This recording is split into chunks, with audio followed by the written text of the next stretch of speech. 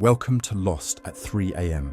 Put your phone down, close your eyes, and let this be the last video you hear tonight. Relax, breathe, and let's begin. Tonight, we're diving into the world of the White Lotus, a show that blends luxury with mystery, comedy with tragedy, and social satire with murder. From the moment its hypnotic theme music plays, you know you're in for something different.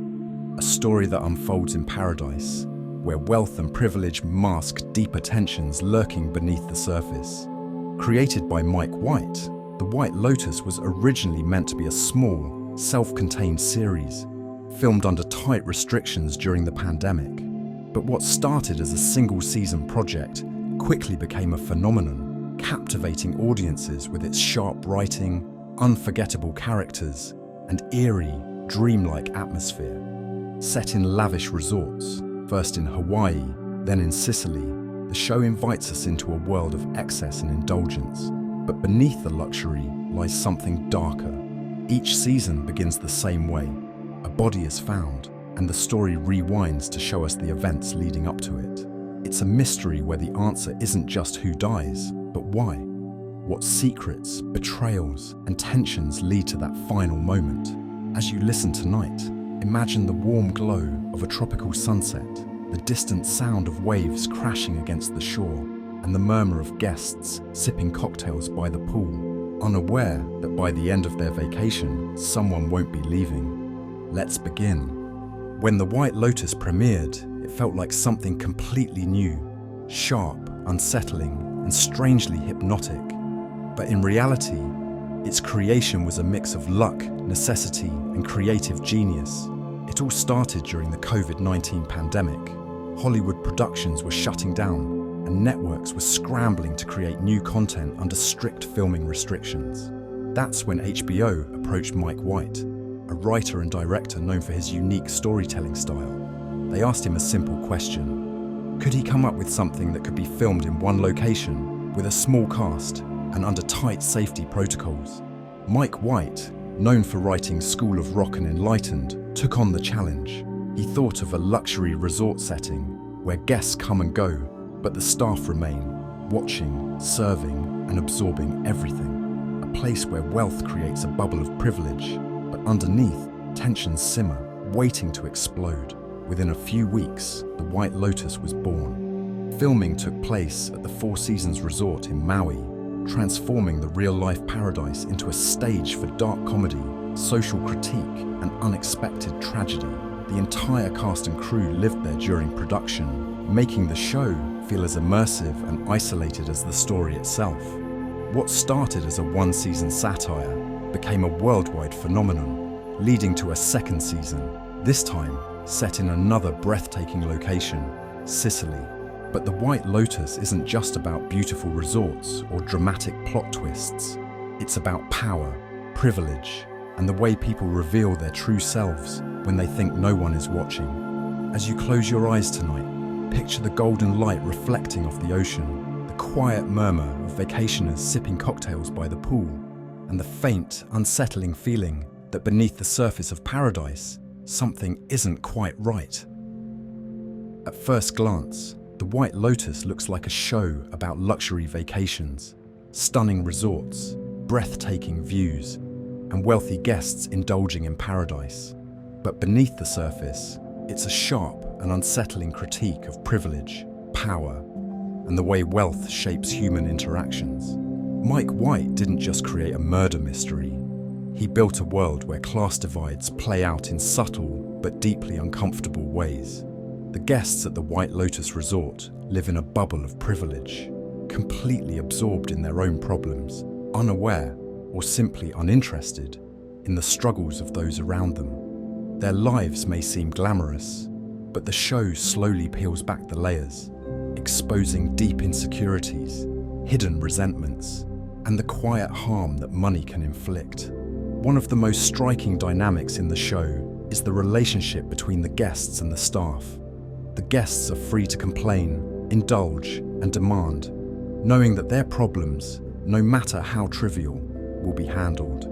Meanwhile, the resort employees must smile through it all, catering to every request, suppressing their own frustrations, and maintaining the illusion of paradise. But beneath the polished surface, tension builds. The power imbalance is clear, and as the season progresses, small cracks start to show, revealing the invisible labor and quiet resentment that fuels the luxury experience. Then there's the contrast between old money and new money.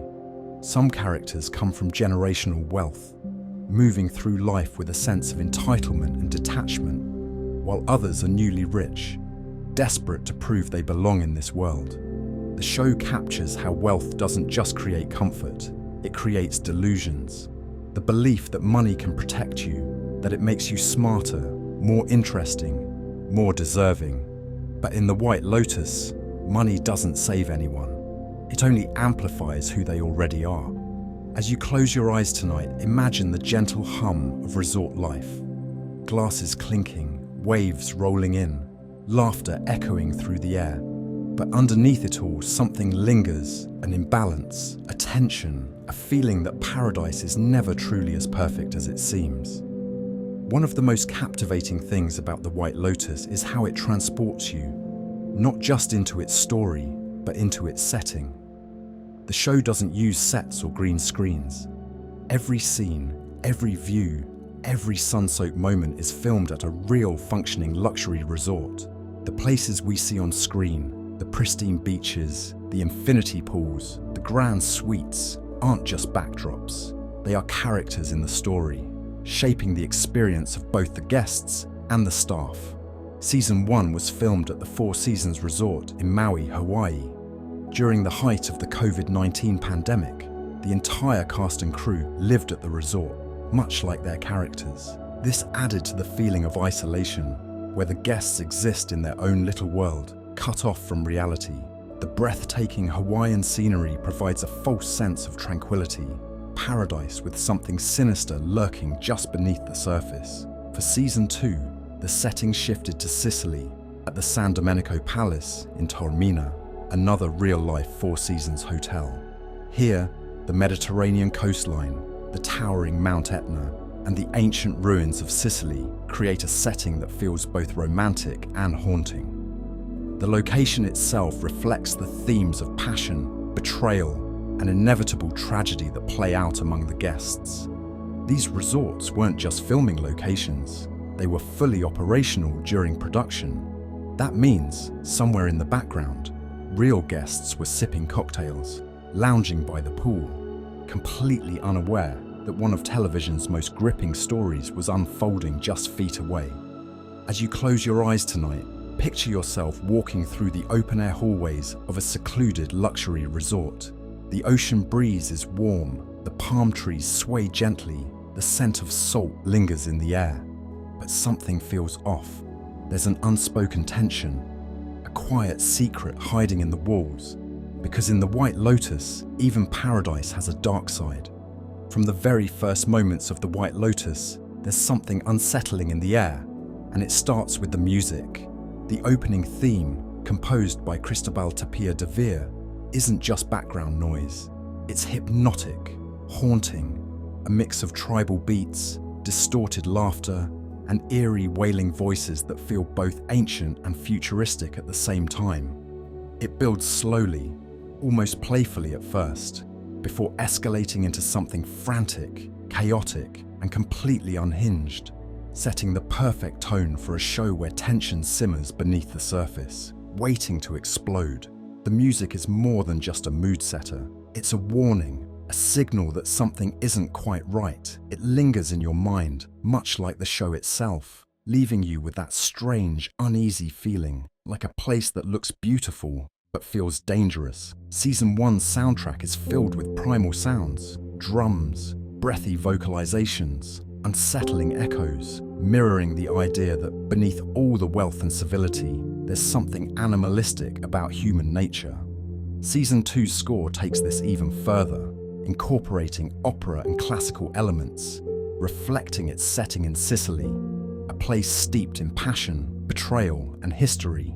And then there's the way the show uses silence. Moments where the music stops completely, leaving only the natural sounds of the resort, the waves, the clinking of glasses, the distant hum of conversation. In these quiet moments, the tension grows even stronger, because in the White Lotus, what's left unsaid is often more dangerous than what's spoken aloud. As you close your eyes tonight, imagine the pulse of a distant drum, the strange echo of voices carried on the wind, the slow build of something you can't quite place. The music of the White Lotus isn't just sound, it's a feeling, a reminder that even in the most beautiful places, something is always lurking beneath the surface. From the very first scene of the White Lotus, one thing is clear. Someone is going to die, but the show doesn't tell you who. It doesn't tell you how. It simply drops you into paradise and lets the tension build, little by little, until everything finally unravels. Unlike a traditional murder mystery, the White Lotus isn't about solving a crime. It's about watching how things fall apart. The tension isn't in the who, but in the why. Every interaction, every offhand comment, every seemingly harmless moment carries weight, because beneath the surface, something is shifting. The show carefully lays out pieces of the puzzle without ever showing you the full picture, not until it's too late. In both seasons, the death is revealed at the beginning, but the identity of the victim is kept hidden. The show rewinds, taking us back to the start of the vacation, where everything seems normal, luxury, relaxation, indulgence. But as the days pass, small tensions start to emerge. An awkward dinner conversation, a forced smile from a hotel employee, a casual insult disguised as a joke. The pressure builds so slowly that you don't realize how fragile it all is until it finally breaks. What makes the White Lotus so unique is that there are no clear villains or heroes.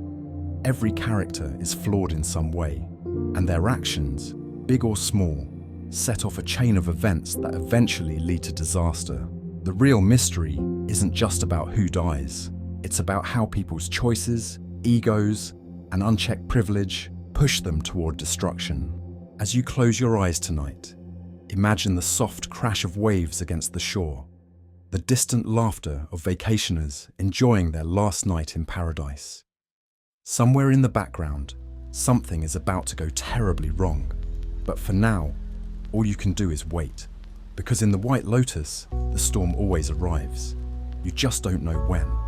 The White Lotus isn't just about luxury resorts and mystery.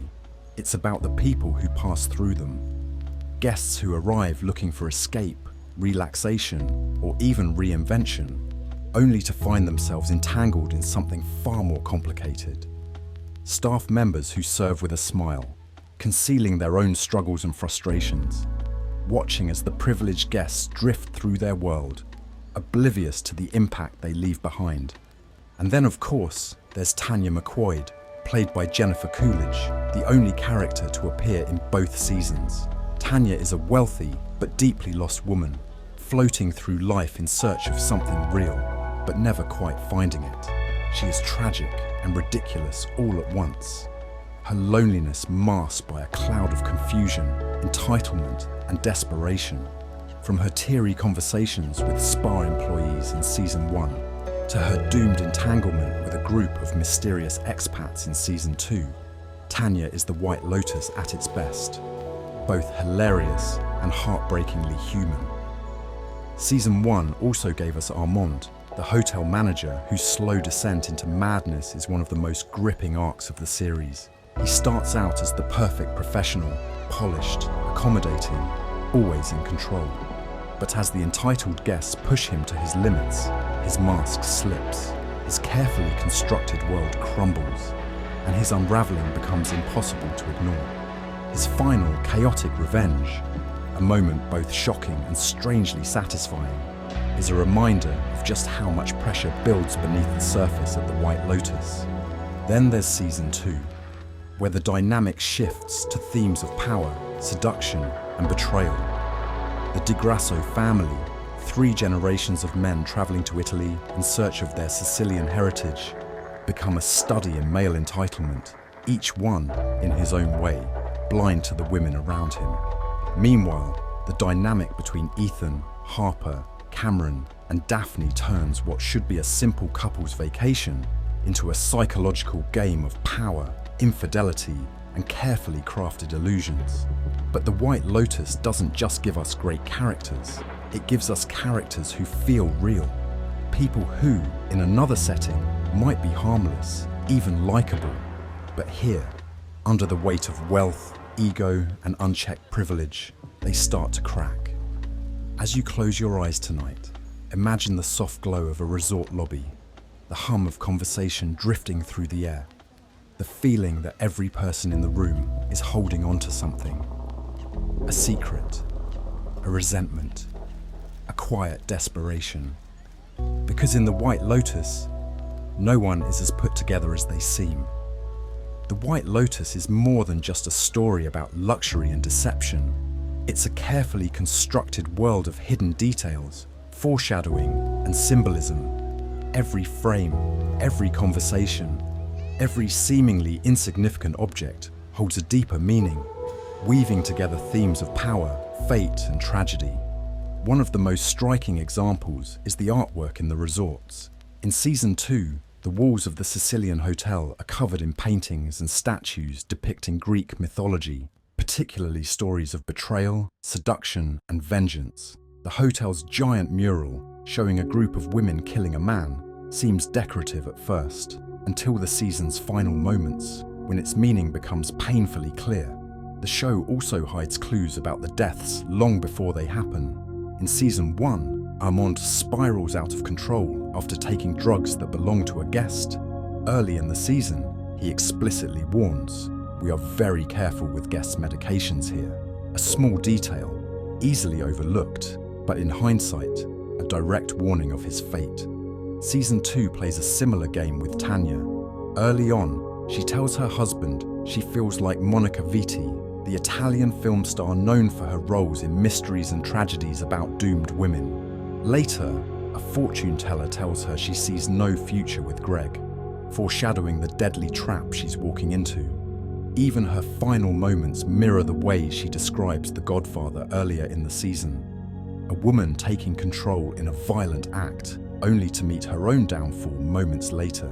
And then, there's the recurring theme of masks and deception. Characters wear literal masks during parties, but they also figuratively mask their true selves, playing the roles they believe they should. Devoted spouse, successful businessman, carefree vacationer, until their real desires, fears, and betrayals start to slip through the cracks. Nothing in The White Lotus is random. Every glance, every object, every offhand comment is part of the puzzle, waiting to be pieced together. As you close your eyes tonight, picture the grand halls of an ancient Sicilian villa, the glow of candlelight reflecting off marble statues. Somewhere, hidden in plain sight, the truth is waiting, a small detail, a subtle clue just beneath the surface, waiting to be uncovered. When The White Lotus first premiered, it seemed like a small experimental project, a limited series filmed during the pandemic, meant to entertain but not necessarily redefine television. And yet, it became one of the most talked about shows of the decade, praised for its biting satire, hypnotic tension, and masterful storytelling. Critics and audiences alike were drawn to its uniquely unsettling tone, a blend of comedy, drama, and slow-burning psychological warfare. The way it exposes privilege and power dynamics without ever feeling heavy-handed. The way it lets tension simmer beneath the surface, never needing explosions or over-the-top action to make you feel like something is about to snap. Then came the awards. Season 1 dominated the Emmys, winning 10 awards, including Outstanding Limited Series, Best Director for Mike White, and acting awards for Jennifer Coolidge and Murray Bartlett. It was a rare case of a show that wasn't just critically acclaimed. It was a cultural event, sparking endless theories, discussions, and debates about its characters and themes. By the time Season 2 arrived, expectations were sky high, and somehow the show exceeded them. With a new setting, new characters, and an even more intricate web of deception, The White Lotus cemented itself as more than a one-season wonder.